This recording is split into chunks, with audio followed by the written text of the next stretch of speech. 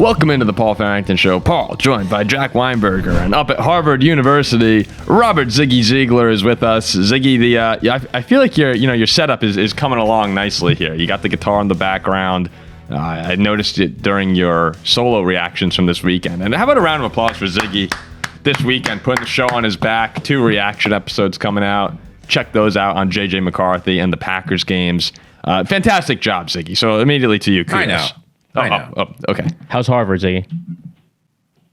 They won't let me on campus right now. They're saying that until the semester starts, my appointment hasn't actually begun, so they can't give me access to their buildings.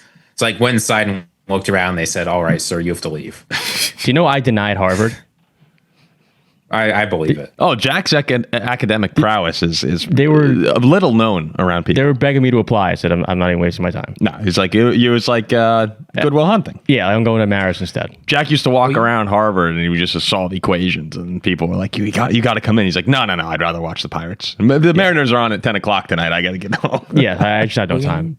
I'll throw this out there. If the University of Green Bay is looking for a philosophy professor, I would be willing to leave Harvard to take a job right there and be close to my least favorite team in the NFL. So University of Green Bay, if you're hiring, I'm your guy. But your biggest fans. Ziggy, as all of the, so thank you to everyone. Wouldn't enrollment at the University of Green Bay skyrocket if I was teaching there? We were joking, Ziggy, the other day, and thank you to everyone for a lot of engagement over the weekend on the videos. And I was talking to Jack yesterday, and I said, looking at these comments, I actually think Ziggy might be the most well-liked person in Wisconsin. Like, it might be Giannis and then you. Like, that actually might be the order. I mean, Giannis loves Ziggy, maybe. No, but Love has his fair share of haters. True. Like, I can't think of many Ziggy haters. Ziggy actually has no haters. There's comments on these shows that, without any prompting, it's just love Ziggy. And it's multiple people do it. It's not just like one person spamming it every week. So you actually might be, like, I think it's Giannis, then Ziggy. It seriously might be. And is there anyone else who's even close? Like, what other? I'm trying to think of like the Brewers. No one on the Brewers. There's probably no one else on the Bucks or the Packers, and no one at UW-Madison. I don't think right now. Who's the big guy? Cole. Who's that big guy in Wisconsin? What for? The big tall guy in the basketball team. Oh wait, on the UW team? Yeah. The center? Yeah. He wasn't the star though. It was who was the star? But you don't have to be the star to be the most liked. I mean, I'm not the star of the Paul Farrington show. Like, no, there was someone who was loved on Wisconsin. He's a tall dude, played down low. Oh, you're thinking of Tyler Wall. Crowell from a couple of years ago. Crowell was the big guy and Wall was the power forward. But I don't think either of them were on the team this year. Oh, okay. Well, Crowell was. Sorry. Wall was pretty big. People liked Wall. Wall was liked, but not. But yeah, like not like not Ziggy. like Ziggy. I mean, no, like maybe John. Oh, what was his name? Johnny what? Chucky Hepburn. No, he betrayed. He went to Louisville. Oh, Johnny, you're right. But we don't need to get too into UW-Madison lore. Ziggy could be one. Ziggy, we booked our tickets to Notre Dame Miami today. We're heading down it's going to be number 10 versus number 6 in the country opening weekend. Why wasn't I invited? I thought you were invited. You didn't throw me in the group chat when you said we're buying tickets. Hey, Ziggy, you want to come? I put in the. Well, you guys are there. I'm gonna have to do more solo reacts. Yeah, that's right. Ziggy, you can do the solo reacts. Do you want to come, Ziggy? Paul and Jack will go crazy. No. Don't try and get out of this. Why don't you hold out again? No. In our college, we need another Ziggy holdout. In our college group chat, I put who's interested. To write a Micah Parsons 3-level tweet about how you guys have mistreated me. I got receipts, man. Because I said who wants to go to Miami, and you did not react to the message. So that's on you. That is not on me. And I also locked in my Canes plus 3.5 bet as well. I don't want to go. Unacceptable. Okay, yeah, that's unacceptable. So that'll be fun. And Ziggy said this isn't a shocker, but Jack booked tickets to Katy Perry later tonight at Madison Square Garden. So, well, maybe we'll have some video coming out on that. My favorite artist. Jack's favorite artist of all time. All time? Ziggy, yes. That's kind of crazy. Ziggy, you know what tomorrow's headline's going to say in the paper? Katy Perry seen in New York City nightclub with unidentified, good-looking, redheaded man. I said it would be more likely to be like Katy Perry stalked, bothered by redheaded man. Let's not do any of that. Let's talk about football. All right, football's boring. Let's get into it. So preseason week 1 got underway, and again, you can check out Ziggy's reactions to the JJ McCarthy debut and the Packers debut, as well as I put out a reaction. I don't know if you guys saw that, but I recorded a Shedeur Sanders reaction. at 2 a.m. on Friday. Where you just made a bunch of stuff up and got lit. I'm not gonna lie. I didn't make up a bunch of stuff. I mistakenly took his teammates for his entourage walking in. I just misread a tweet. It was 2 a.m. All right. So I was at the beach last week. This is my first show back in a while. I had no clue week 1 started already, the preseason. Jack was checked out. Jack was on his family vacation. I'm kidding.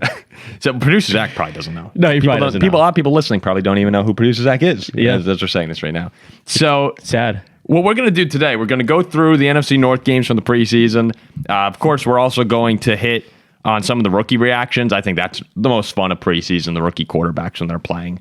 And then later on, we each are going to give one big impression we got from a couple other different players and teams. Of course, as everyone knows, Two Brothers Brewing and Rogue Energy. Thank you guys for the sponsorship. As you can see them right here, we got Rogue on to our left and Two Brothers to our right.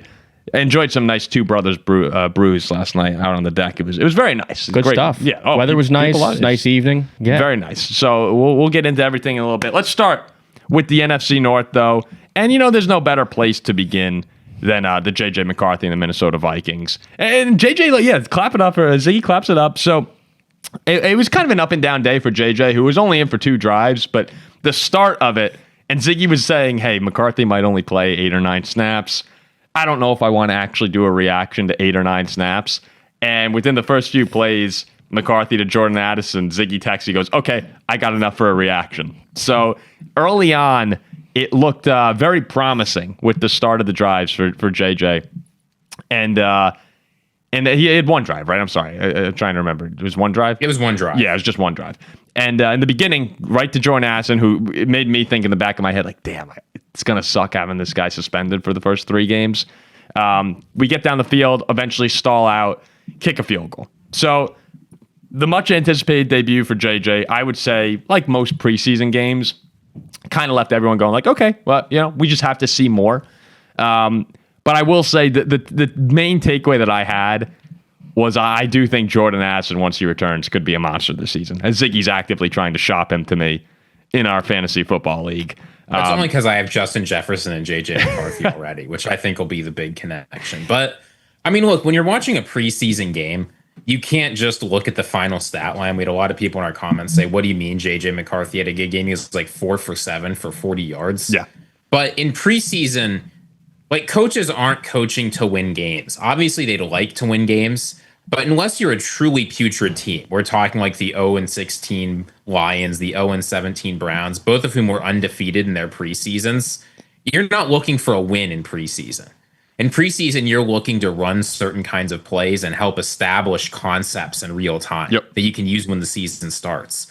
And one thing we saw a lot from JJ McCarthy, which was not an element of this offense nearly as much when Sam Darnold or Kirk Cousins were in there, was McCarthy in motion on bootlegs, scrambling on 4th down for a first down.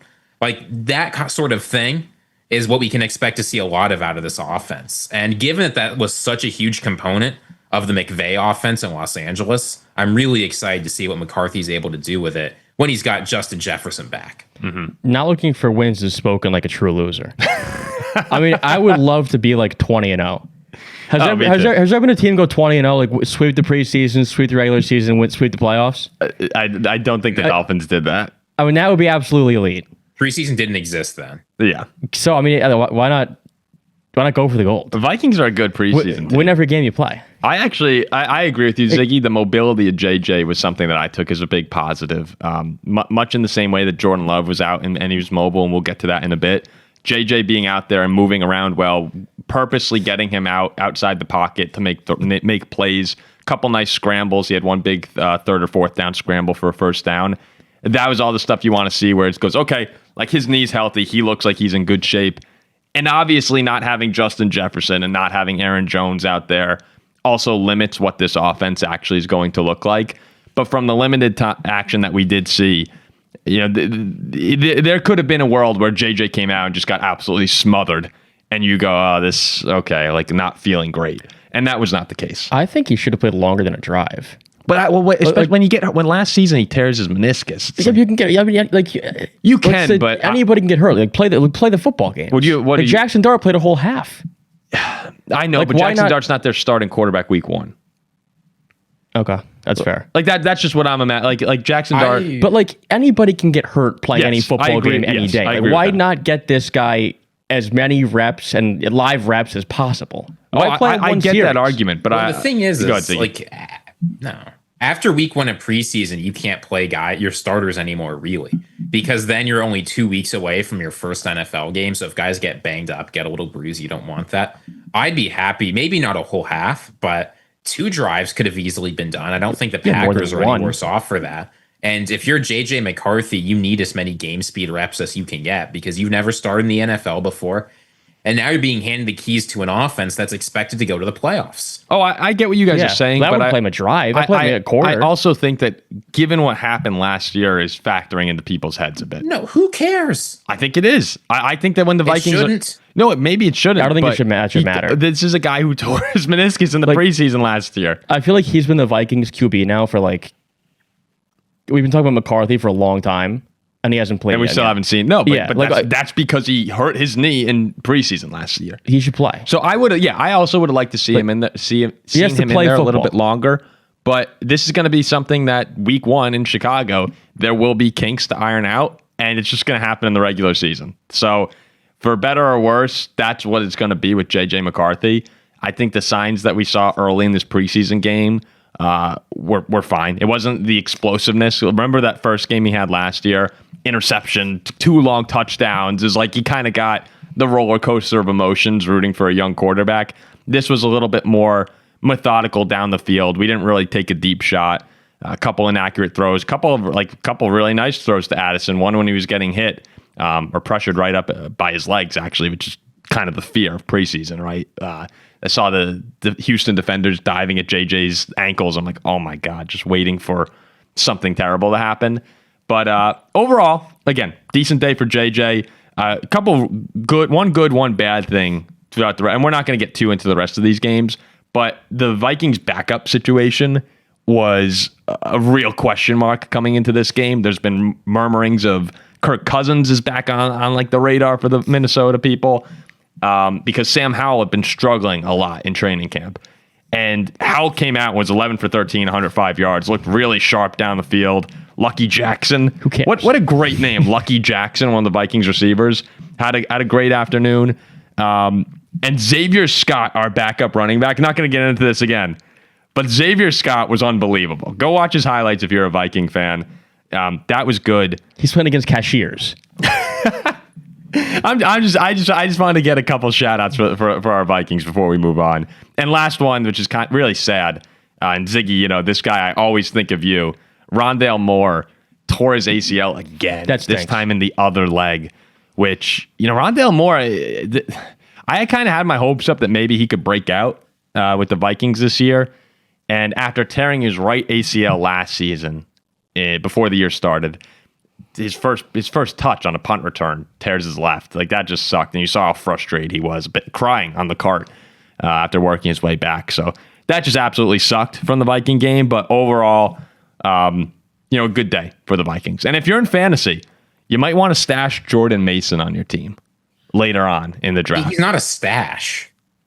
Jordan Mason's going to take the starting snaps for the Vikings next year. That's why I'm saying you should stash him. Because it's going to be him and Aaron Jones. Then I think as the year goes on, Jordan Mason will be a very valuable piece, especially if Aaron winds up missing any time.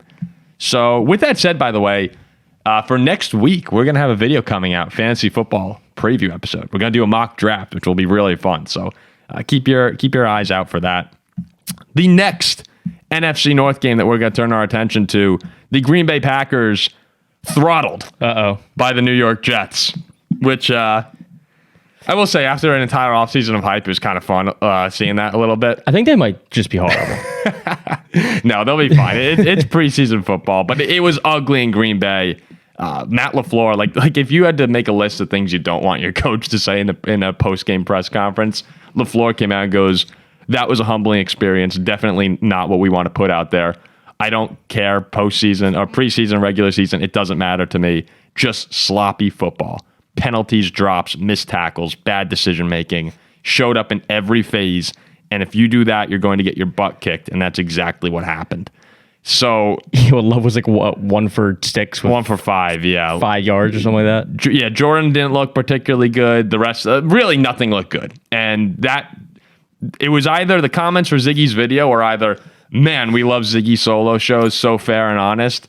The other ones were, he appreciated Ziggy, but man, that was a horrible game. So I guess now that we've had a little bit more time to digest it, I'll go back to you first, Ziggy, being the guy who reacted to the game. Have you changed any of your opinions, or is it in your mind it's just a preseason game? Move on to week 2. First of all, I think Mecole Hardman probably lost his spot on the team in that game. Look, the thing that worries me about this game, it's not the final counting stats, and it's not the fact that they got blown out in the scorecard. The thing that worried me this game was that up and down the roster, there were the same kinds of execution errors that doomed the Packers last year.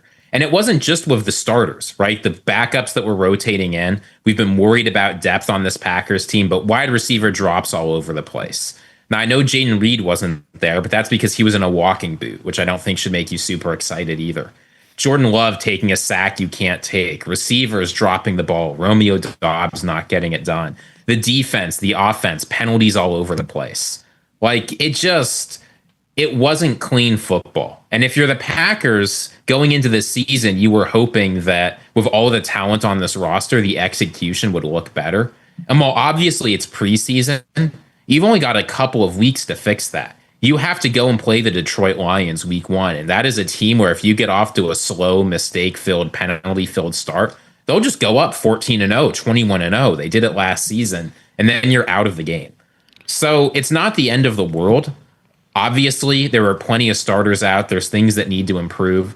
But the reason you've got LaFleur coming out and saying, I'm not happy with this, it's not because of the final score. No one cares about the final score in preseason. The execution just wasn't there at a basic level. Yeah, well, we saw the offense have 2 first downs in a quarter. The defense played 1 drive, 80 yards and a touchdown for Justin Fields. Oh, well, that was a great drive. They just marched right down. Converted 2 third downs. To me, it doesn't matter one bit. I mean, how many times have we seen a team in the regular season too play an iffy half of a quarter or a quarter, and then come on and light the world on fire the last 3 and win the game? Yeah. Like, this is one game in August, and they were sloppy. I think people are going to overreact to that.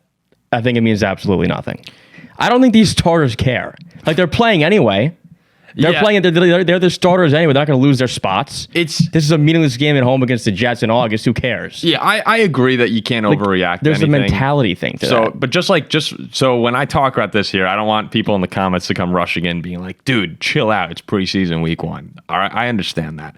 But I will say you could almost hear it in the crowd.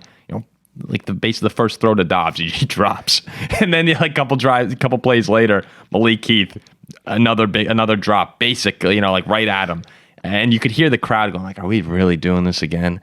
And you're watching Justin Fields and this Jets offense, which I actually think, like, as far as rushing goes, with Braylon Allen, Breece Hall, and Justin Fields, they're going to be a problem on the ground. It's just a matter of, can Justin Fields actually throw the football? And it'll be like those old Cordell Stewart Bears teams. I think they just go triple option, right? I think the Jets might beat us week 1.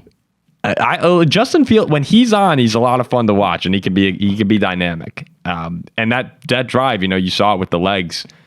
He has his moments. So I'm not saying get excited for New York Jets football, but like there's reason for optimism. But like someone here like Justin Fields, who now comes to a new team and wants to, I guess, maybe rejuvenate himself or prove that he's better than what he's shown in the past. Yeah. Like, somebody like Justin Fields is coming into a game like this caring more so than the Jordan Love in the Packers. But this, and sorry, I know I get off topic very easily, but that's sort of the thing, is like the Packers are coming off a year that was really disappointing despite making the playoffs. Like, in the offseason, you hear all these great things. Everyone comes in the best shape of their lives. Everybody's fixed all their issues. Dontavian Wicks can't drop a football. Romeo Doubs making spectacular plays.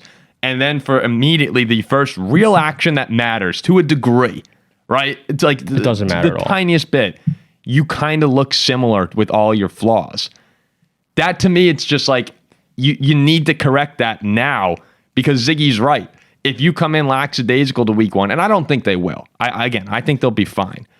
But it's just, I can understand why some people reacted and said, like, oh, God, like, is this really what's going to happen this year? Because it looked the same. I think it means nothing. Like, they come to honestly, no, if Romeo Doubs came out and said, yeah, I could have caught the ball, but it was preseason. I didn't really care. It's just practice. So I wasn't really trying. I think that'd be a worrying mentality to have. I don't want guys on my team to have that mentality. Well, that would be insane. I want them to think when the ball is thrown at me, I want to catch it. Well, everybody has that mentality. No one's going to come out and say it. I don't think that's true. The Packers starters don't care to play in a preseason game. But when you're playing in an NFL game, it doesn't matter. I don't think that you're not given the leeway to not give it your full effort. That's how you get hurt. Like, that's how people get really injured. Like, every snap you play, even if it's preseason, yeah, you might not have that, like, in the back of your mind urgency, but that's what the Packers stressed all year was urgency.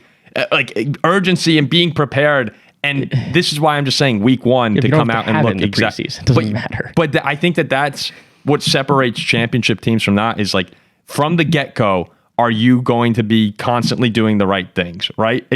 I know it's just preseason. I mean, I'm sure you've seen a ton of teams go 0-4 in the preseason and go forward. No, it can happen.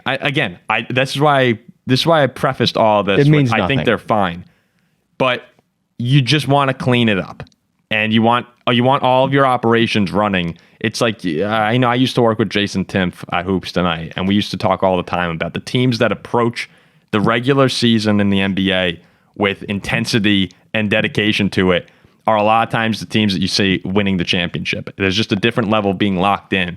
And I'm not saying the Packers are not locked in. It's just you want to see the issues that plagued them last season be corrected. And you didn't see that in the beginning of week 1. You see that video? It's not the end of the world. It's just something that needs to get cleaned up because Detroit will make you pay for it. And that is it's not a must win. Obviously, someone commented like the first 5 weeks of the season don't matter after one of our videos. I was like, dude, talk to the Cincinnati Bengals about that. Like, every game counts. Week 1 counts the same as week 18 in the NFL in the win-loss column. And this is a game against a division rival that you think is your biggest competition for the North. So that's why I'm just saying get it cleaned up. I don't give a crap. I don't root for the Packers. But if I were a Packer fan, that's what I'd want. Did you see the video of a couple years ago when it was in training camp with Big Ben just like pushing away those pads? And did you say what I'm talking about? Yes, I believe I did. Like, all the young QBs were trying, and like Big Ben was just standing there, not even caring, and just that's what playing the preseason is like. Yeah, how many Super Bowls did the Steelers win post like 2011? Ben has 2 rings, but they did nothing for the end. AFC championships. Like, loss. You can go. Well, I think the urgency that Ben Roethlisberger was rolling in within like 2018 and 2019 is not what you want to see from your quarterback. That's top 10 QB of all time. Not caring about before week 1. But not 2018 Ben. Not 2019 Ben. That was fat Ben. Okay, I'm saying that he's a Hall of Fame all-time great and didn't care to play in the preseason. It doesn't matter. I'm not sure. I understand what you're saying. Like, about to come the preseason games don't matter, but like, people who are playing in those games are trying. If you come out and you're not trying, you're not doing anyone any good. But there's also a mentality this doesn't matter. Then you're a loser. You come out and you try and win when you play. Not in a preseason. It doesn't matter. You're trying new things, but you're trying effectively. You just don't get hurt. But I just totally disagree. I understand that it's a different thought process going into the game. You're trying to execute things at a high level. You're not going out there and saying like, okay, if I get sacked, who cares? That's how you tear your ACL. And then we're hard on the Packers here. It's like, how do we know in quarter 2 when they wake up they don't light the world on fire? Oh, they might, and that's why you play one bad quarter in your first game in half a year. Who cares? The Packers should. I don't think they should. So it's I mean, I think that there were. As we talked about in the very beginning of this, there were issues that went far beyond that. There's a lot of, I think there were 6 holding penalties on the offense. There were 2 alignment issues across the board. So it was just a really sloppy game, and that's what LaFleur said in the beginning. There really weren't many. The one positive takeaway I had was like, okay, Jordan Love looked mobile, and that's a good sign come the regular season. But yeah, just a sloppy game for Green Bay, and you move on to the next week and you clean it up. That's really all this comes down to right here. Any final takeaways for you guys from that game? Ziggy, I know, again, that you were dialed in on it. nothing. No, I mean, I think we've gotten it pretty well, except I'll say Matthew Golden was the only player on the offense that played consistently okay. So if you're looking for something to be different, right, for the Packers to not continue the same trend they had last year, Matthew Golden's your guy. And that was actually something that jumped out when you're rewatching the game. It's you have the drop from Heath, the drop from Dobbs, and then Golden makes a really nice on a slant, just really nice hands catch, moves the chains. Like that definitely looked. That was like kind of like, oh, okay, he could catch the ball. So the Packers, we'll see them back in action this weekend, but not a great debut for them. The Bears and the Lions. We'll hit these probably quickly. Without their starters, it looks like. Yeah. So the Bears and the Lions now, we won't talk too much about these because really none of the starters played. But we'll start with the Bears game. They tied Bruiser Zach's Dolphins at 24. First preseason tie. Who's Bruiser Zach? Yeah. The first preseason tie for the Bears in 52 years. So Ben Johnson, he came out, he said preseason games don't count, but they do matter. And in this game, a couple of the big takeaways that I had, and we'll just do a couple shout outs. On the D line for Chicago, Austin Booker is probably going to be their third guy when it comes to the defensive ends. They had the big signing of Odenigbo this offseason to pair with Montez Sweat. But Booker came out. He said in his second year, 5th round pick out of Kansas in 2024. He had 3 sacks, 6 tackles, and a forced fumble to go along with 4 QB hits. That's just a fantastic preseason game. And for Chicago, who needs help on the defensive line, just an awesome performance from him, 22-year-old kid. So shout out to Austin Booker. And then we'll see what happens at left tackle. That's one position that the Bears actually did have a starter in, Braxton Jones. And he played most of the first half before Ozzie Trapillo came in. And it was really not a great day for Braxton Jones. A couple plays when you watch, it just looked rusty, but there were a couple times there were highlights that went somewhat viral on Twitter where he was just getting badly beaten. And that will be, of course, as we know, for Caleb, who was sacked 68 times last season. Left tackle's a critical piece of that offense. So we'll see if that winds up being Jones or Trapillo, but not a great Jones start. was coming back from injury. Like he had that brutal season-ending injury, I think week 16 of last year. Mm-hmm. So I'll give him some slack. Yeah, you can give him a little bit, but like that is going to be a critical spot for Chicago, who opens the year with Jonathan Grenard and Andrew Van Ginkel, who were 2 of the most effective edge rushers last season. So at least in that regard, some Vikings fans could get a little excited to maybe get after Caleb and see what happens. I think Caleb's playing week 2, right? That's what they said? I'm surprised he didn't play week 1. I don't know why he wouldn't play him week 1. Well, he didn't play week 1 because they had a full contact joint scrimmage, I believe, the day before the game. I thought I saw someone saying that we'll see his debut in week 2. Week 2, but pretty sure then he's going to play. Yeah, that's what I saw last time. But I guess as we get closer, we'll have a hard confirmation. It really is crazy, isn't it? The difference in the preseason approach compared to like 10 years ago. It's like it was just guys used to play so much more, and for better or worse reasons, I guess. But I don't know. Maybe we'll need to go back and look at like how these teams opened up. I don't know any of the data supporting guys playing longer versus not. I mean, on the one hand, there's an injury risk. On the other hand, NFL offensive performance is lower the first couple of weeks now than it was 10 years ago. Yeah. I mean, that's why, for instance, like Zach Taylor said, we've started off really slow a bunch of seasons, so I'm just going to put Ja'Marr and Joe Burrow out there and see what happens. Yeah, and we'll get to them in a little bit. I think you should play football. Oh, I get what you're saying. I wouldn't. I'd play the starters for most of the half in these games. I think that when you have guys like like Josh Allen, I wouldn't want him out there. Or Mahomes, I don't think needs to go out there. But maybe you get a couple reps, just get back into action. I mean, because you're off for. Well, I mean, I guess when you're the Vikings, you're off for a couple extra months. Maybe a series for those guys, something like that. Get a series in there, but again, the thing is, you should play football. If you have your guy tear his ACL, like I know injuries can always happen. You're just like, oh my gosh, could you imagine being a Chiefs fan and Mahomes goes down in preseason? Like, what are we doing? But he can also go down week 2. Yeah, no, it could happen at any point. And lastly, in the North, the Lions and Falcons game ended 17-10, but it kind of, it obviously did end in. Thankfully, in non-tragic circumstances, but it was tough because Maurice Norris, line safety, went in for a tackle and basically got knocked out, and he was being tended to for 20 minutes on the field. It's really scary. That's one thing about football that's even doing this show makes me uncomfortable at times. It's like these guys are getting really injured occasionally, and Maurice was down for a while. He was taken off in an ambulance, and the guys, they just decided to knee out the clock, and eventually they just called the game, which was really, a really sad end to it. But Campbell came out and said that he's in the concussion protocol and doing well, and the team saw him, and so Maurice Norris is doing well, thank God. But a sad end to that game, and we're not going to get too into it because no one played for the Lions. We got a quick look at Tyleik Williams, their rookie defensive tackle, and at Tate Ratledge, who will probably be starting on that offensive line.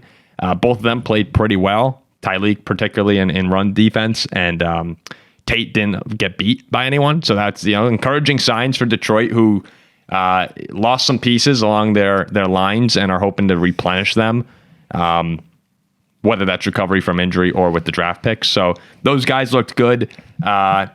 Really, again, it seems like Detroit's going to be the team that we will not see anything until week 1. Well, I mean, I don't blame them. They placed 3 people on season-ending IR during that game, including I'm trying to remember the name of the backup center. Colby Storsdal, I think. Like he's on IR now. Like there's just been a bunch of injuries for this Lions team. Terry is not coming back on schedule. So I wouldn't play anybody for the Detroit Lions. Clearly you're cursed. Yeah, Detroit's the one team where I'm fine with sitting your entire team. Yeah, they've already had a bunch of dudes. So I really think that Tristan Colin injuries, like that actually matters, right? When you've got Ragnow leaving at center, like Ratledge, we don't really know what he is. There's a reason they went out and immediately replaced him. They need a backup center. No, and it's going to be for something that used to be such a major strength for Detroit. As much as we talk about the coordinators, the new look offensive line, the new look offensive line for Detroit versus the Packers defensive line with a lot to prove is a really fun week 1 matchup that most people in the world won't care about, but people who are watching the NFC North will pay a little bit more attention to. People like us. I'll be genuinely curious about the Lions offensive line versus the Packers D line in that week 1 game. It'll tell you a lot about how the season will go for both of them. Yeah, it will. And that game, you like watching big sweaty men push each other around? It's a massive game in week 1 there. So, all right, before we dive in to more NFL headlines, we're talking about the rookies. I can't wait for that conversation. I got to put you guys onto a drink that will help you stay focused as we approach the football season. Our official sponsor, Rogue Energy, right here in front of Jack. So we have Jack almost like, the Price is Right. You have the models with the products. We have Jack right here. As we're all enjoying the relaxation of summer, we know the fall gets busy and you need a little kick to get you through the day. Rogue's clean, zero sugar energy formula gets the job done. No crash, no jitters, just sharp focus and steady energy that actually feels good. And if caffeine's not your thing, they've got Rogue Hydration, a caffeine-free electrolyte line that's perfect for staying sharp and hydrated all day long. It's right here. You're not doing a great job modeling this thing here, Jack. The best part, if you're new to Rogue, you can grab a starter kit. You'll get a Rogue shaker cup right there. There you go. Plus 5 custom sample sticks of your choice, so you can find your go-to flavor without committing to a full tub. We've got a deal for you as well. 30% off site-wide when you use code PAUL, P-A-U-L, at checkout. That's rogueenergy.com, code PAUL for 30% off. Support our show. Tell them that we sent you. Fuel your focus. Stay in the game. Let's get back to the show here. It's funny. Whenever we're doing those ad reads, I always feel like I'm just waiting for the mess up because despite being a that was pretty good. Professional talker, you nailed that. I actually stumble through most of my daily life sentences, so those are actually kind of hard for me. But yeah, check out Rogue Energy. I like having energy. Feeling awake. It's awesome when you have energy. Speaking of getting energized, it's always fun when you have rookie quarterbacks come in, and we're going to talk about a few of them right now. I'm going to start. We're each going to pick a rookie quarterback. There are only a handful to go through, but we're going to pick a rookie quarterback that caught our attention. And I thought Cam Ward, after going 3-and-out on his first drive, he had one more drive on the day in the Titans versus Bucs game. I thought he looked really good. And if I were a Titans fan, I'd actually be getting a little excited. I'm not thinking Super Bowl or anything like that. Not even thinking a big playoff run, but I'm just thinking this guy, he could be the guy. And Calvin Ridley had a really big drive for them. Again, these are just one drives. Like we can't get too crazy. But just when you watch Cam Ward play, he is a good passer, and he's just a smart player too. Should have been picked off, I will say, on the touchdown drive that they had, but every other throw mostly felt pretty good. And I just think that there's going to be a little bit more of a juice to this Titans team than people think. They'll have their horrible moments. There's no doubt about that. But if there was one guy out of this entire class that you say he could be the Jaden Daniels or CJ Stroud, it's Cam Ward. It's a top pick, real bold. No, but no one's talking about him. And I just think you loved him where was he? Washington State, right? Yeah, I was big on Cam Ward. Like Cam Ward coming over when he was in Miami last year, like he's just he's a good quarterback. I discovered Cam Ward. Ward. It's clear. I remember. Incarnate Word. Big fan of him. Incarnate Word before Washington State. So he had a couple really impressive throws on the night. I think that the Titans, they're not making the playoffs this year, but I think they'll be more competitive at times than people think. Yeah, I think it's a good thing to see too. He's getting his first reps in here, goes 3 and out. It's a really good sign then to bounce back and look pretty comfortable after a little bit of a rough start and being 22, 23 years old. And what I'd love to see too, I saw a couple days back on Cam Ward, he is the first Titan in the facility and in the morning and the last to leave at night. Oh, I love everything you read about him is great. Like he's being forced out of the facility tonight for being there too late. This is classic training really? camp. The rookie quarterback is putting in the hours in the facility. That's the report. I haven't heard. I didn't hear this out of everybody. I think everything that you hear about Cam Ward is great, and I love his approach at the podium. He's always consistently saying, "We got to be better. Has to have to improve. Needs to be better." And I like it that way. You don't need to BS me. Tell me how it is. You know who I remember I last heard that was CJ Stroud, and he lit the world on fire as rookie year. They said about Caleb Williams too. Well, I could have told you he's going to be terrible. I mean, look, the thing is Cam Ward is going to have to get used to taking his licks because really you're playing for Cam Ward season 2 if you're the Titans right now. This team, as you said, Paul, is simply not good enough around him. So I appreciate that the way Brian Callahan is talking about it is we're getting stuff out of this game for coaching. We're getting more stuff we can work on. He hasn't arrived yet. The Cam Ward arrival, if it's coming, is not coming this season. It will be the next. So I'm happy to see that even though he's performing pretty well in preseason, no one's freaking out about it. No one's saying he's going to have a great season. Just more to work on. But that's the other thing compared to, think about some of the other first-time starters, right? So you had JJ McCarthy playing, Shedeur on Friday night. A lot of pressure on these guys. Whether, Shedeur kind of brings it on himself a little bit, but also just who he is influences that. Cam Ward's really not playing with that much pressure. Most people probably aren't going to be watching the Titans this year. And I think that that's advantageous for him in that he can just go out there and get better. And if he makes a lot of mistakes, there's a degree where if he's like 25 interceptions this year, that's a problem. But if he goes out there and he learns and gets better each week, you don't have the world bearing down on you. You're not in Chicago like Caleb is. You have the opportunities to make some mistakes with zero expectations really for this team. And I just thought he had a couple really nice downfield throws to Ridley. Nice layered throw over linebacker's head. He was impressive to me throwing the football. Yeah, and that reminds me too. It's funny that you bring up the no pressure type of situation. A team who people think is not going to be very good. Reminds me of the Texans with Stroud and the Commanders with Jaden Daniels. Yep. I mean, two teams with win totals of 4.5, 5.5. And you saw when those guys got it, when they figured it out. You can flip the switch. You can flip the switch quickly in the NFL when you get your guy, and that's where I'm not trying to build any expectations for Titans. But if Ward comes out there and starts playing good football, I mean, the AFC South is. No, I'm not going there. Oh, the 7 seed's open. But it's there's a world. And then that's what this is all about. It's the optimism and it's hope. The Titans are probably not doing anything. If the Titans get a 7 seed and go to Buffalo in the first round, it'd be 54-7. Yeah, probably. But that is a monster success. Yeah. If you're the Tennessee Titans.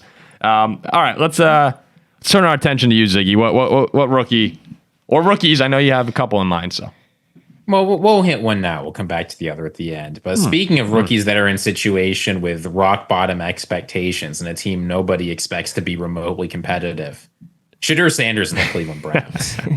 Look, this is a really important game for Shedeur because it's been talked to death just how many quarterbacks are on this roster. You got Joe Flacco, Kenny Pickett, Dylan Gabriel, now Tyler Huntley in addition to Sanders. Joe Flacco ain't playing preseason. But when you get Kenny Pickett and Dylan Gabriel out with injuries, you get an opportunity like Shedeur Sanders got to lead 10 drives, which is a lot of film to put on tape to show coaches you belong when there's 5 guys on the roster. And he started out a little bit slow. The first quarter I thought was not particularly great, but he ended up finishing the game very, very well. When I believe 14 of 23 for like 140 yards and a pair of touchdowns. If you're Shedeur Sanders, your goal is not to win a starting job this preseason. I don't think that's something you can do. But showing that you belong, showing that you deserve practice reps, showing that you're not all hype, and potentially even beating out Dylan Gabriel and Kenny Pickett for that QB2 spot is really, really important. He hasn't gotten any reps of the ones really in training camp. I think this game showed that he deserves at least a look. Yeah, I liked what you said. You said he's like, every time I get to go out there, it's an opportunity to try my best. It was funny. I turned on the beginning of that game and I saw Shedeur doing his like spins and like running backwards and throwing the ball out of bounds. I'm like, here we go. He had a couple, he had a couple bad ones. Yeah. But no, and I will say I'll be the first to admit it that overall, I guess later on in the game, more specifically, as he went on, I was impressed with him. A few touchdown passes. He looked the first touchdown was a beautiful throw. Yeah. Threaded it between a couple dudes. Started to look a bit less nervous, less tense as the reps went on, and I thought he was good. Again, week 1 of the preseason, Carolina's defense is probably full of teachers like me, so you can't look too much into it. But he definitely settled in. You could definitely see him settle in. He settled in. The beginning was a little rocky, and I think the first touchdown was actually so nice that it kind of clouded how, I would say neutral to disappointing the beginning was, because he did not have a hot start. I remember on Friday night before doing the show, I went back and rewatched every play he had, and from social media, you would have thought that Shedeur came out there and just lit the world on fire the whole game, and that just was not the case. It was different from what you read and reacted to online versus what actually you saw on film. And on film, you saw a couple really nice, promising throws, but also a lot of rookie quarterback play. A lot of the running around, and they had a 4th and 2 where next thing you know, he's 20 yards behind the line of scrimmage. Like, how is this happening? And he even brought it up to Myles Garrett. I don't know if you guys saw that clip. Was the hilarious clip. Where he's like, yeah, you see the spin move? What I've got you on that? And Garrett's like, no, like that. No, that wouldn't have worked. And then Shedeur's like, I want to get hit by you once, see how it feels, like, your strip sack or whatever. And Myles is like, no, you don't. He goes, I don't want to hurt you. Yeah, Myles is like, I don't want to hurt you. We need you. And it just, it felt like we seriously were watching a kid talk to like a grown ass man in that situation. Yeah. Well, but this is why if you're Shedeur Sanders, I'm voodoo dolling the hamstrings of every other quarterback on this team. Is if Dylan Gabriel and Kenny Pickett weren't hurt, do you think with that start they would have given him 10 drives? No, definitely not. It would have been a lot more split, and he would have been coming in probably last out of that group as well. So, and that goes back to like the not panicking about a team like Green Bay. Yeah. I mean, it's no doubt. But that's what it was. There's certain situations that just feel like the path is opening up for you, and we talk about it with our show a lot sometimes, that we kind of hit the Packer algorithm at the perfect time where all of a sudden the draft's in Green Bay, and we're like, all right, like the NFC North is the best it's ever been, and we're like, that feels like things are just working out in your favor, and that was kind of how it felt like with Shedeur here. Starting week 1 of the preseason, that carries a little bit extra weight to it. Even though, again, it's preseason, the hype around him starting the game is like all the eyes are on you. And to have a couple of those big time throws, that's what matters. And I said this at the end of the reaction I had. Among all 6 quarterbacks the Browns have right now, the only one that I truly think there's an inkling of hope can be your franchise quarterback would be Shedeur. I'm not a huge Dylan Gabriel believer personally, which is probably a little unfair to Dylan. And, hopefully he goes and proves me wrong later on this season. But if you had gun to my head and said, all right, one of these guys will be playing quarterback in 5 years for the Cleveland Browns, I would say Shedeur Sanders. And I said I might start him like week 6 or 7, after they have a brutal start to the season. Let Flacco go out there and kind of get eviscerated. And look, if it goes well, it goes well. Flacco lights the world on fire. But then 6-1. Then it's great for the Browns. But someone in the comments, a couple people were saying like, why don't you think Shedeur can handle it? Like, you don't think that Shedeur care? Like he's got the personality that he can deal with it. That's not the point. Like it's not. What I'm saying is, yeah, it's a hard start to the season. Let Shedeur learn a little bit and then bring him in. Right? Give him the best opportunity to succeed. I actually do think that the mental side of this is very important. I know that he believes in himself, but if you're 0-6 and you're getting blown out by the Lions and the Ravens, I don't think that's helping. So it's not me saying Shedeur is not mentally strong. It's me just saying let's give him the best opportunity to succeed if you decide to go with him as your option. There will be some scenarios where he will you'll see him come in and do his spinning stuff and just get rearranged. That's what happened to Caleb. And those are the growing pains. You got to work through those, but I do see those in his future. What about you, Jack? What quarterback did you have your? Well, I think it's pretty obvious. I think it's obvious who I'm going to. You're going to Jalen Milroe. Yes, I've been a fan of Milroe for a while. You actually are a fan of Milroe. Broke my heart in the Iron Bowl. Broke your heart at the NFL draft. Yeah, pretty much. He's just breaking my heart his whole life. But yeah, you were close to talking to him, weren't you? He impressed me, so I'm going Milroe. He was good. No, I'm going Jaxson Dart. I think he's ready right now to be the Giants' #1 quarterback. He looks comfortable for the most part. He looks poised. A lot of good throws. He looks like he's ready to compete on that level. So a lot of balls batted down at the line and stuff like that, which it's rookies. That's going to happen. What do you have? 154 yards, touchdown. Another guy with an awesome touchdown pass. Very good touchdown pass, yeah. Down the sideline. And I mean, a lot of plays too. Like there was pressure coming. He was able to elude it, find guys over the middle, find guys on the sideline. Like he looked like he was ready to play.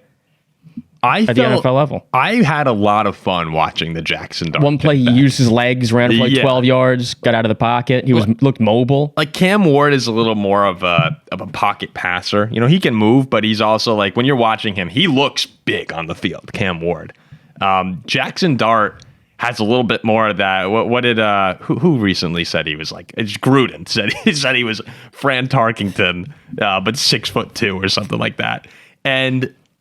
I'm not going to go that far, but watching Dart, like you could definitely feel an energy to him when he was on the field. Like, okay, there's a big play waiting to happen, and maybe that's the Ole Miss like tape in the back of my head, but it just felt a little bit more exciting. And I think I don't know, I like watching him throw the football around.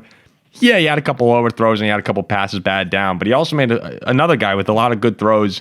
And I don't think he'll be starting for the Giants. I don't think he's ready. But I definitely think that there's reason to be excited in New York. I was not impressed. You're just shaking your head, Ziggy. What was wrong? I wasn't impressed. I mean, look, there were. Were you disappointed? What I wanted to see out of Jaxson Dart was to show that he can do more than a one-read Ole Miss offense, and the preseason is exactly when you should be focused on drilling something like that. He made some very nice throws in terms of how the ball traveled in the air. But if you look at how the plays actually play out, like take that big, it was little Jordan Humphreys, right, who caught that touchdown? Hold on. Regardless, go ahead. Yeah, I hope it was little Jordan Humphreys because that's an all-time name. But regardless, I don't think he's in the league anymore. I thought that guy retired years ago. I think it was little Jordan. Yes, it was. Okay, yeah, it's great name. Great name. Just name your kid Little Jordan. He happens to become an athlete. But if you watch that play back, you'll see Jaxson Dart looks at his first read. He looks at it and decides, all right, I'll throw the ball. Now, again, he threw it on target. That was nice. But my worries about Jaxson Dart in the NFL are his ability to progress through reads. It's the same things we see in Sank Lane Kiffin quarterbacks over and over again. So, I've seen some people coming out and saying Jaxson Dart should be starting week 1, that he should be getting first-team reps on the basis of this. it was a nice performance. correct. It's the sort of thing that's exciting, but I worry that it's a lot like a Ryan Leaf preseason performance where he looks incredible because in the preseason, if you've got an athlete and a nice arm, you can just throw the ball to your guy and it gets there. Yeah. Wait, was Ryan Leaf a bust? Ryan Leaf was an unbelievable preseason. Did you see him versus Peyton Manning in the preseason back in the day? I didn't either, but the news reports were he was incredible. I didn't either. You know what is funny, Ziggy? But were you around watching football during Ryan Leaf's rookie season, Paul? No. I was laughing at the line. I didn't either. I thought it was funny. Yeah, take it easy. Ziggy, you know what's funny? And I'll give a shout out to my younger brother here, Jeff. Said word for word the same exact thing you just said on Jaxson Dart. Word for word? Yes, with the reads. That is creepy. Yes, he said Jaxson Dart at Ole Miss is great because he has a receiver who's going to be open. He has his first read and he's there. The NFL is not a one read league. He said exactly that. Can we replace you? Can we get Jeffrey said exactly that. I when I was remember going on about Dart, he said those exact words. a few weeks ago we were talking about playing Jaxson Dart right now, and I like where I'm at this point in time is I mean I've come back off that. I think I was initially Ross and I was like, you know what, screw it, just play Dart. But now I think the right move with these guys is to wait till they're ready. And Dart, you could tell, is still not quite there yet. There's reason to be optimistic, but yeah, I think the Giants are going to play this right and start Russ and see how it goes. And for us, it's just horrible. Jaxson Dart is exactly the kind of quarterback you do not want to start week one. Yes. You still sort of have to teach him how to run an NFL He's offense. A project.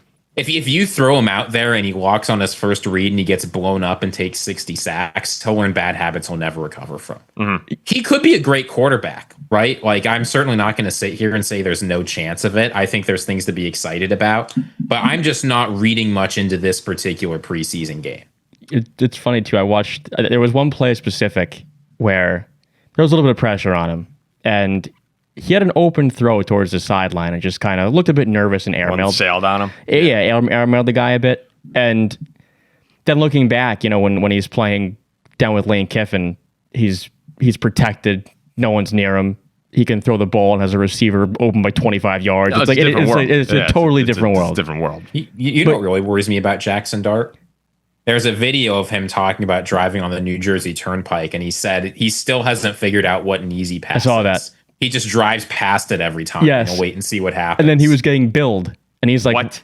Yes. All right, so he's an idiot. He said, I still don't understand an easy pass. He didn't know what it was. Well, he's from down south. They don't use it. No, I'm sorry. When I was moving from Virginia to Boston, I got an easy pass. It's the easiest thing in the world. It's literally called easy pass.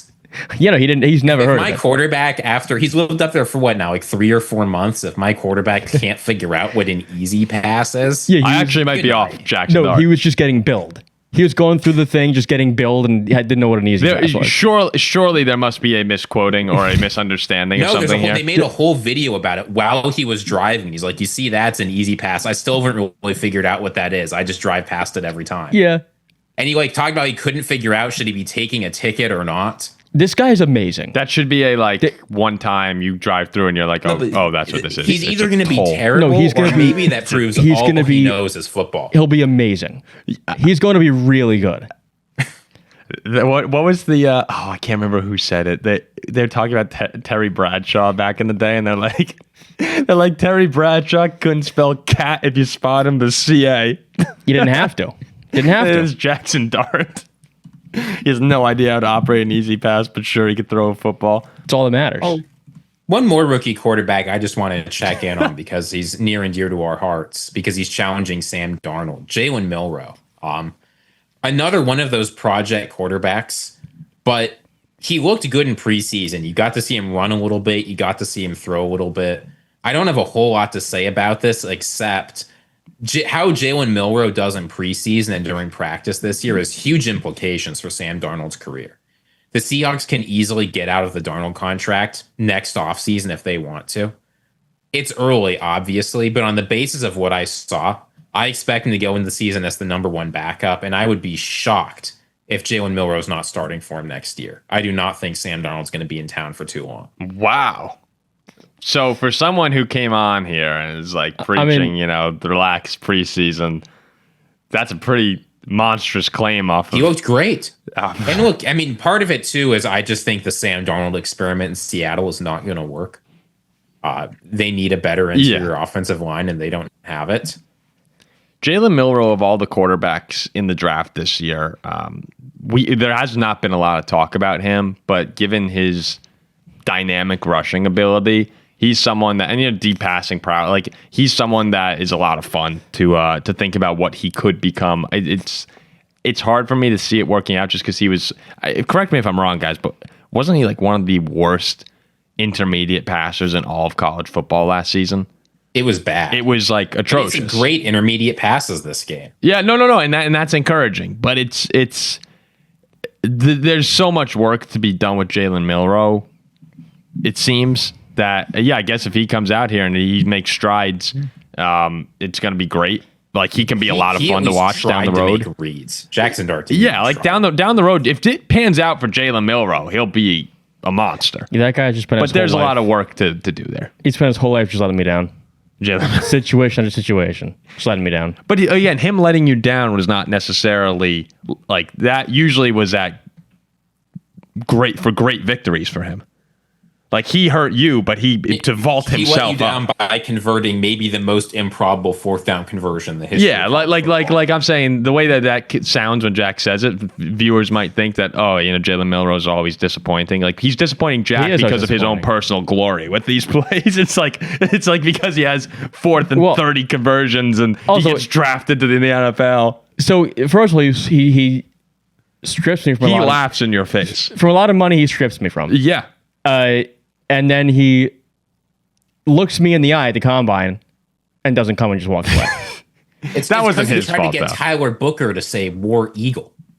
Yeah, Tyler Booker probably looked at him and was like, not this asshole. Not this dude. Stay away from this I wish guy. Tyler Booker said it. No, that wasn't your fault with Jalen Milroe. That was the assistant. You're right. That was the girl. He was like no, it's over. It was supposed to rain. It's lightning on the field and... Yeah, can't blame him. Well, let's keep moving. All right, let's keep it going. So this episode of the Paul Farrington Show is sponsored by our friends at Two Brothers Brewing Company, located in the western suburbs of Chicago in Warrensville, Illinois. Two Brothers Brewing Company has been crafting award-winning beer since 1996. It's before any of us were born. Their lineup includes 8 year-round beers like their flagship Domaine du Page right here, a smooth, flavorful French country ale, and Prairie Path right over here, a crisp and refreshing golden ale that's packed with flavor and crafted to remove gluten. I actually really enjoyed these. The Prairie Path. I had a few of them on Saturday night. It was very, very enjoyable. Probably my favorite of all that's been sent over to us. And for the hop fans, check out the crisp and citrusy 30 West, a refreshing new year-round West Coast style IPA.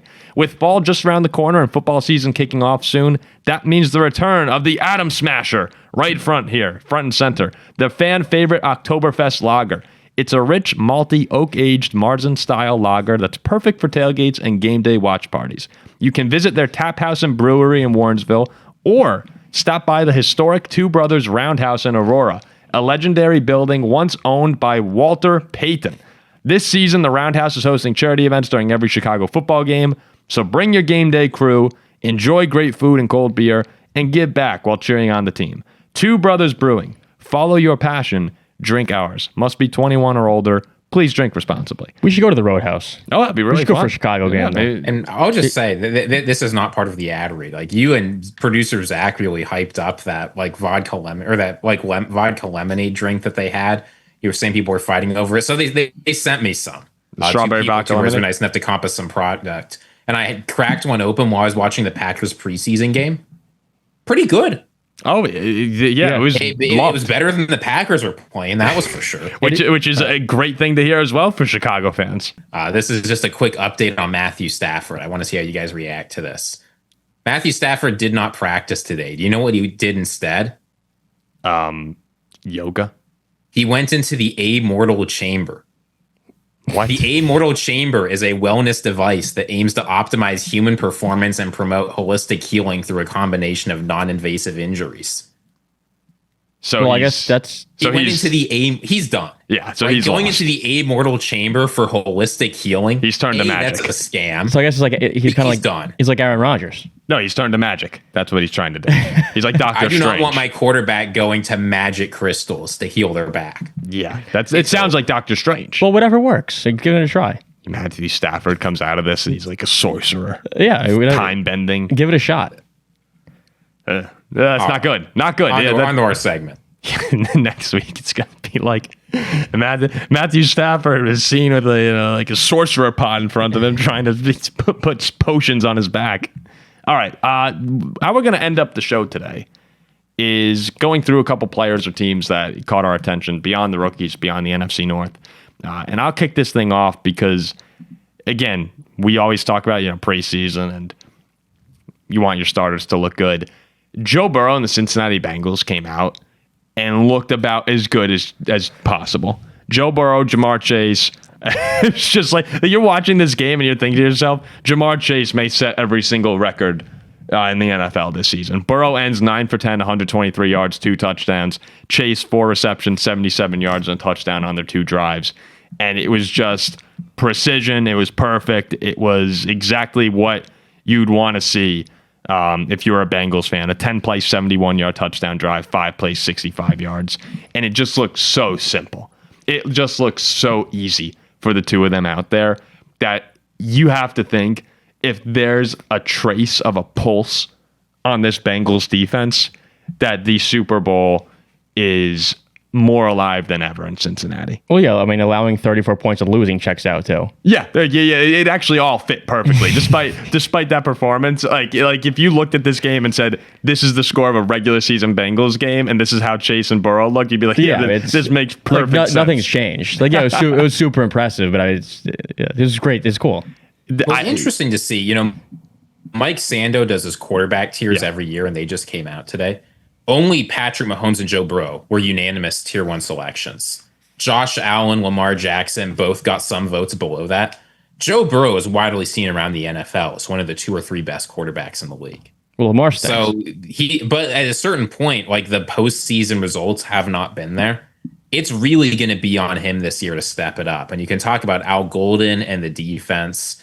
But I think Ja'Marr Chase is going to have a better season in every single stat than he did last year. And that would just be that would be historic. But Joe Burrow, if you wanted to say he's the best quarterback in football, you can do that. And I'm not going to, no one should debate you on it. It's easy to have him actually get a little lost, even though everyone mentions him, almost everyone mentions him in the same breath as Mahomes, Allen, and Lamar.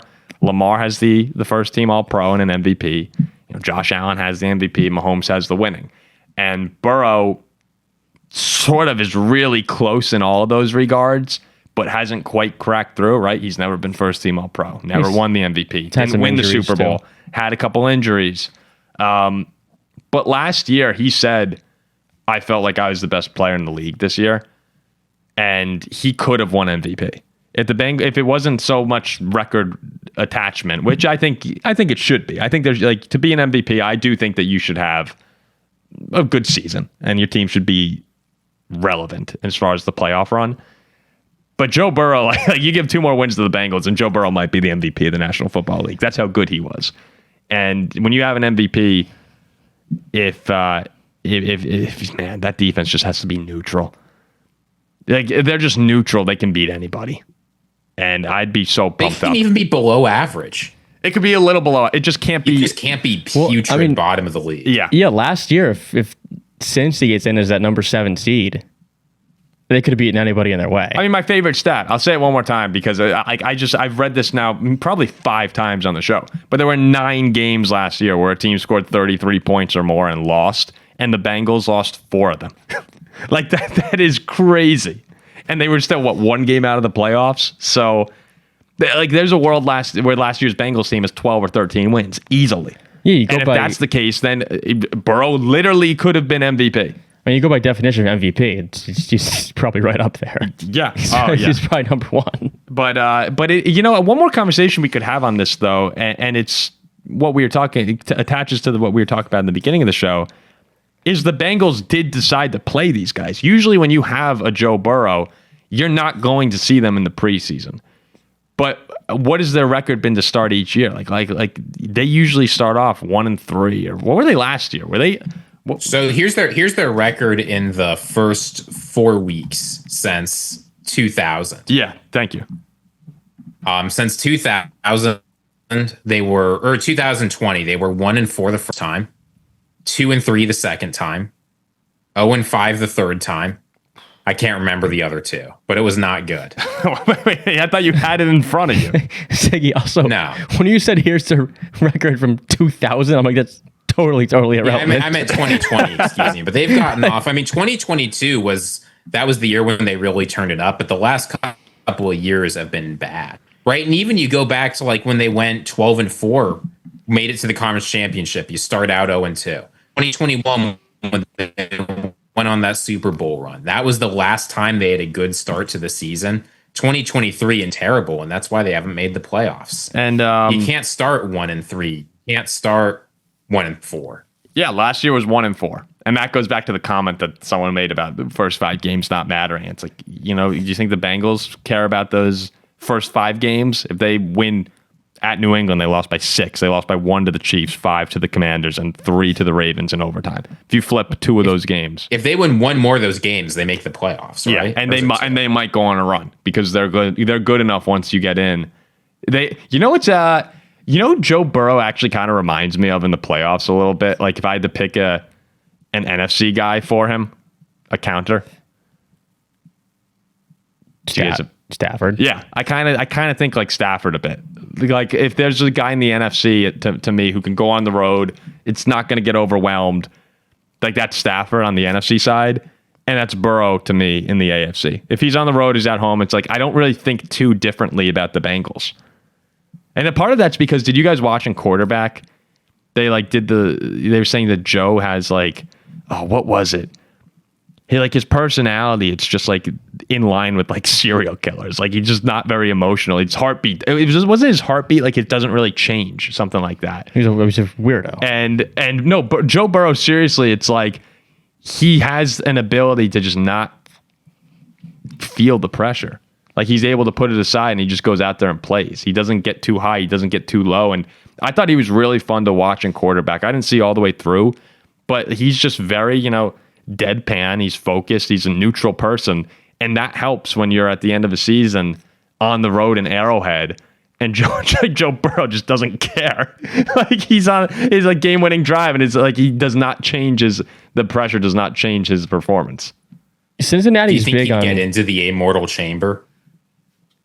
Yeah, I bet he'd be interested in it. But seriously, I think they were saying. I thought that they actually said on the show. Let me just double check this to make sure. Cincy is really big on their chili, Skyline chili. It's not chili. Is it not? Have you had it?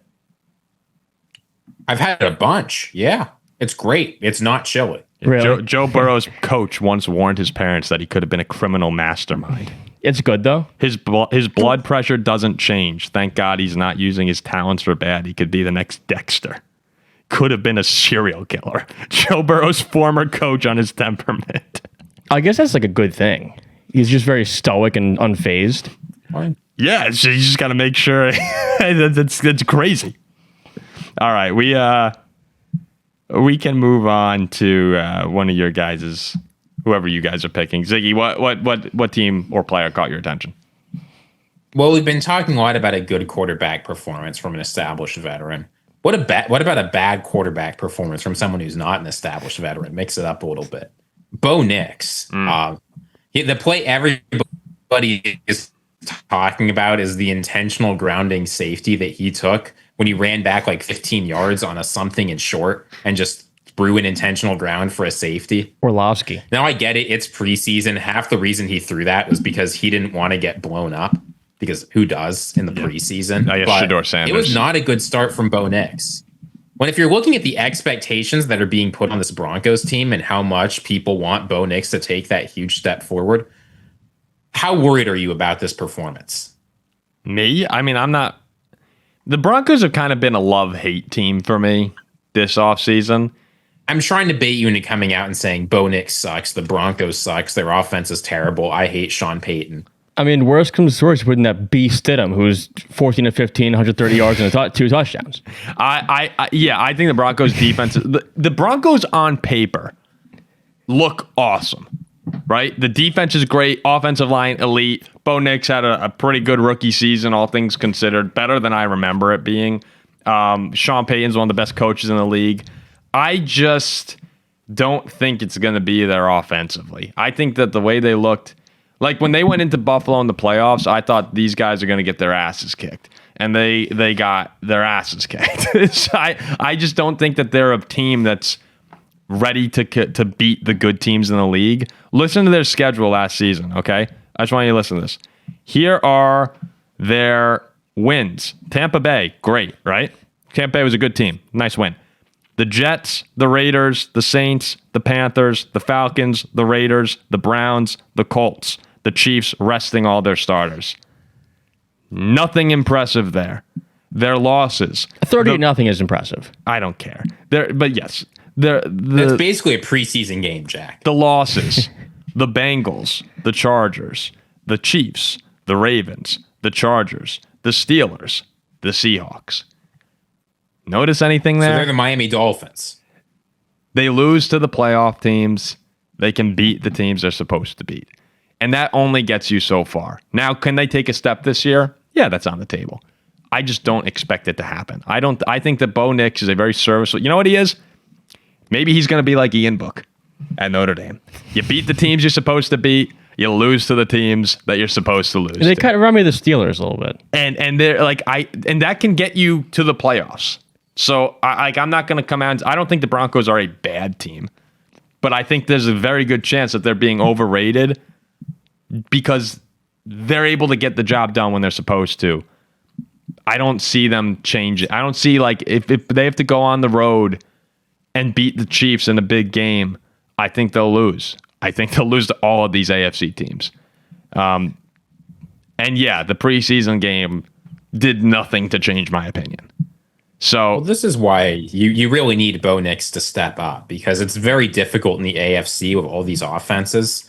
Like at a certain point, you just cannot stop Joe Burrow and the Bengals if they're clicking. You cannot stop Patrick Mahomes or Josh Allen if they're at their absolute best. It doesn't matter if you've got the Legion of Boom back there. And I don't think they have the cast and crew to do that. You didn't throw in Aaron Rodgers. Yeah. I like Cortland Sutton. You know, RJ Harvey and J.K. Dobbins might have some fun. But like, yeah. I just don't think they have the weapons to compete with these guys. I saw now the Broncos fan might come back and say, yeah, but that's because our defense could shut down these teams. We'll see. I don't think most people can shut down the elite quarterbacks in the AFC. So I don't want to make it sound like I hate Denver, because that's not what it is. I just don't think that they're... I'm seeing Broncos fans talk about winning 12 games this year. And I'm like, that's laughable to me. Do you remember what Joe Burrow did to the Bengals last year in December in a must-win overtime game? It was in Cincy, but Joe Burrow threw for 400 yards and 3 touchdowns. Didn't the Broncos beat him though? No, they lost overtime and the Bengals won. It was a must-win game for the Bengals. Right, you'll get to find out September 29th. There's a rematch at Denver instead of at Cincy, which might have made the difference. And Bo Nix had a very good game that game too, but that's what you need. You cannot stop the best offenses in the AFC when they're clicking. You just can't. But here's the thing, though. There's a world too. Just looking at the schedule for Denver right now, they have Tennessee, they have the Colts, the Chargers, the Bengals, the Eagles, and the Jets to open up. That's their first 6 games. They can easily be 4-2. And then the Giants, a very good team, and the Giants, they could easily be 5-2. Going into the Cowboys, make it 6-2. No, we'll see about the Cowboys, but like it's not a tough schedule. It's not a tough schedule for Denver again. So we might even see another situation where they do go to the playoffs, but they're not. Again, if they're going on the road, I think Buffalo's going to be like, okay, let's go, boom. I saw season predictions. We're a pretty big time site. Predicted all the records this year and like how far teams are going to go. And had Denver winning the AFC West at 12-5. Yeah, good luck. That's we'll the kind of stuff we don't do on this 3, show. 4, 5, 6. Well, 7. I have Pittsburgh at 15. There's like 6 games here that I'm looking at right now, and I think to myself like they should definitely win that. And I mean, Jacksonville stinks, but Yeah, but Jacksonville, I They'll win at home against the Packers, yeah. So the Raiders. yeah, that's how I feel about the Broncos. Jack, what team? I wonder where Jack's gonna go. I'm going to Pittsburgh. Shocker. 1-0 so far. Just beat the Jags. Caleb Johnson, little boing Travis Hunter. Yeah, that was funny. With a big stiff Okay, arm hold there. on. I'm sorry. I'm not letting you get away with 1-0 so far. They won a preseason game. Wins. I want to go 20-0, like I said before. I want to be 20-0. You have a weird dynamic, Jack. You're like, I want to be 20 now, and then you're like, but this doesn't matter. Like, why show up? It's like, pick a side. You want to win, or you don't care. It means nothing, but I want to win. Jack's very good at the arguments, like building his narrative. Notice how now he's like, yeah, of course we're trying because we want to be 20-0. All right, go ahead. I'm looking at the man who I believe is one of the best QBs in football and should be the number one for Pittsburgh, and it's Mason Rudolph. People actually like believe what you say when you say it. There's not one ball at the ground. He was 10 for 10. I'll get this out of the way. He was great. If you could start Mason Rudolph or Aaron Rodgers, just confirming. Do you realize I love Mason? Like, Mason Rudolph's a Pittsburgh guy. Wait. Like, he was bred in the Pittsburgh system. No, Jack, answer the question. If you were Rudolph running the Steelers, week 1, they play the Jets, would you trot out Mason Rudolph or Aaron Rodgers? Well, only because it's the Jets that throw out Rodgers. Okay, week 2, when you guys, you're going to the game, Hosting right? Seattle? Yeah. Well, you want Mason Rudolph or Aaron Rodgers? Mason Rudolph. Seriously? The place to go berserk. Oh, my God. Like, Rudolph spent years under Big Ben. He kind of knows Pittsburgh now. And he's good. Games did he win in? He's good. Like, this is his. Like, this could be his time to shine now. Anyway, It's time to shine. Anyway, Isn't Mason Rudolph how old is Mason Rudolph? he's not that old. His like 30. career stats are 4,500 yards, 28 30 touchdowns, 20 interceptions. He was terrible with the Titans. You're last talking year. like 30's old. 30 is a young man. Yeah, but he's been in the league for 5 years. I never had the chance. He's been a Never backup. had the chance. He started in Pittsburgh. He's been a backup. What are we doing, Ziggy? No, he backed up Duck Hodges. He never started. We got to end this segment. I can't. Anyway, He was 1-4 last year. we didn't have DK. All right. Do you have any actual take on the Steelers? No, I'm saying that before Rodgers was bought in, I wanted Mason to be our number one quarterback. And a lot of Pittsburgh Steeler Nation agreed. And now he comes out and not one ball hits the ground. Well, That's all I'm He was saying. 9 for 10, so at least one. No, he wasn't. It says right here 9 for 10. Oh, okay. He was 9 for 10. One ball hit the ground. Caleb Johnson's making Travis Hunter's his little B word. It was a good day all around for Pittsburgh. No, I do not want to hear about Mason. I just liked what I saw. He's been a consistently mediocre to bad quarterback in the NFL being good. He is arguably a reliable backup. This is the best game of his career. Okay, so Jack has no take on the Steelers. Is what I just said that I liked what I saw from Mason. I'm a Rudolph fan, and I was happy to see him go 9 for 10. All right, great. All right, great for Mason Rudolph. I will say this. I doubt Aaron Rodgers plays 17 games this year.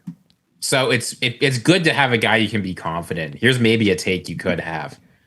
I'm fine with saying that Rudolph is a backup I'd be confident in to come in and win me a game or two. He's been fine starter in that role. But he can't be your season-long starter. I also do like Skylar Thompson was 20 for 28 for 233 yards and 3 touchdowns as well. I think Skylar Thompson's also a great QB3. He almost beat the Bills in Buffalo in the playoffs. Yeah, no, I like him a lot. As far as quarterback rooms go, and Will Howard, I don't know when he's going to be back. I know he's a little banged up. See that throw? Yeah. Look at that throw from Rudolph to Washington. I like jokes aside, I mean, I like Mason Rudolph, but you can't be, if you're serious about, it's just not a real conversation. But he could step in if Rodgers has to miss a game or two. Rudolph can step into a game and win. I think if Rudolph goes down, like Rodgers can step in and play well. But Yeah. there is actually there is something to be said about the backup quarterback for your team. People really don't think about it too much until your quarterback's on the ground and he has to miss a couple weeks with an ankle injury, and you have a really big game. That's why it was on the mind of Vikings fans with all the news of Sam Howell not playing particularly well. And it was just a couple of years ago, right, that we had the Burrow injury. We had Kirk Cousins go down. There were a handful of quarterbacks who wound up missing a significant amount. I think Lamar went down at one point. a lot of guys miss time. And if you can have someone who step in, that's valuable, especially to a team like the Steelers, who you have to imagine title down, baby, will be title chasing down. that 7, maybe 6 seed with a lot of other teams. Every game counts. We're chasing the 1 seed. All right, let's wrap it up there. Appreciate everyone for listening to this preseason reaction. Little NFC North, little rookie quarterback talk, and then, of course, had to end it with some Steelers shenanigans. So thanks again to our sponsors, Rogue Energy and Two Brothers Brewing. Go check those out on their websites. Some great products there. Guys, appreciate it. We'll be back later this week. Maybe throwing out a mailbag. We actually have quite a few recordings coming out later this week, so it'll be fun. We'll get to it, and we'll see you then.